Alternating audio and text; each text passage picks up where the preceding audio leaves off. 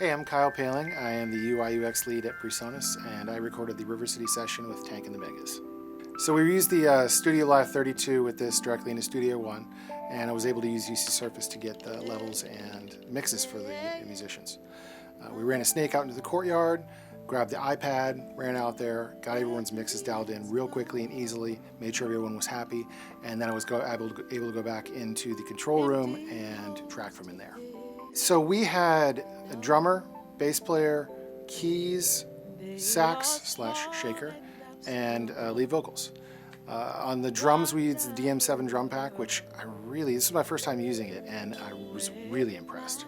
Everything from the actual case that it comes in, which is really nice, to the the fidelity of the overheads. A lot of times on drum packs like this, corners get cut, meaning that some of the mics are not as good as the other mics, and likewise, I was just supremely impressed all around with the performance of everything from the kick to the overheads, especially the overheads. The bass, I used Empire.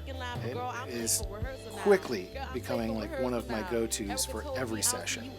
Even if I have a bass amplifier mic'd, I always get a direct signal just so that I can throw it in Empire and get a little bit of grit if I need to, or deal with just a little bit of character that maybe the amp isn't delivering.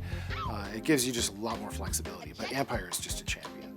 So for the vocals, we use the PD-70, which is becoming one of my favorite mics to use for vocals and many applications, but especially for vocals. I knew that recording this band, the vocals are the most important part. The band is wonderful, but the vocalist is just extra special in this group, and so I needed to make sure that I got some really good isolation for her vocals, and that it was going to be good fidelity. We weren't going to be sacrificing fidelity for pattern rejection. So I needed to try to place her in a spot where the microphone wasn't picking up the drums too much, and it wasn't picking up other elements that were going on. We were outside, so alarms could have gone off, anything could have happened, right? And I needed to make sure that we had some isolation. That mic is just amazing. It's got awesome rejection, so it really picks up what's right in front of it, but the fidelity is fantastic. So it's great for everything from vocals to guitars to snare drum, anything. It's just a super workhorse microphone. So for the in-ears and the headphones, we use the HP6 headphone amp. So I just ran lines out from the control room to those amplifiers, and I was able to give everyone their own mix. So like I said before, I carried the iPad out to the individual musicians and walked around and said, hey, what more or less do you need? And we were able to dial in their mixes very quickly and easily. Another bonus that was really nice about having the HP6 out there was I had an extra set of headphones that I could plug in and reference. So if someone said, oh, I need a little bit more of XYZ, and I just needed to make sure that I was giving that to them, I could plug headphones in right there at the HP6 and actually hear what they were hearing as well. So it's a nice way to dial in monitors in that setting, that you're not flying blind. I wasn't in the control room, so I wasn't able to actually hear what I was doing, but with an extra set of headphones and those HP6s out there, I was able to knock it out really easily and quickly. So I wanted to make sure that the band was nice and consistent and dynamic with their performance, in addition to the vocals being very present. They're very dynamic performers, so lots of quiets and lots of louds, and everything in between.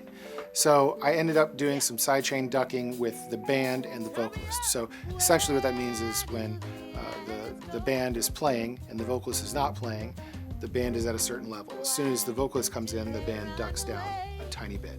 And in this case, I think I did about 1.5 or 2 dB. So it was just a little bit. You don't really feel this big push and pull. But what that does is it really makes sure that when the vocalist is singing, that she is very present and above the band. And it also means that when she is not singing, that level can come back up for the band, so that you get this nice big picture of what they're playing. In this mix, since I did a whole bunch of bussing, I ended up using the CTC console shaper for both the instrument bus and the main bus, actually. They both give, you can dial in different flavors with that one plugin. to be very, very minimal or to be very extreme.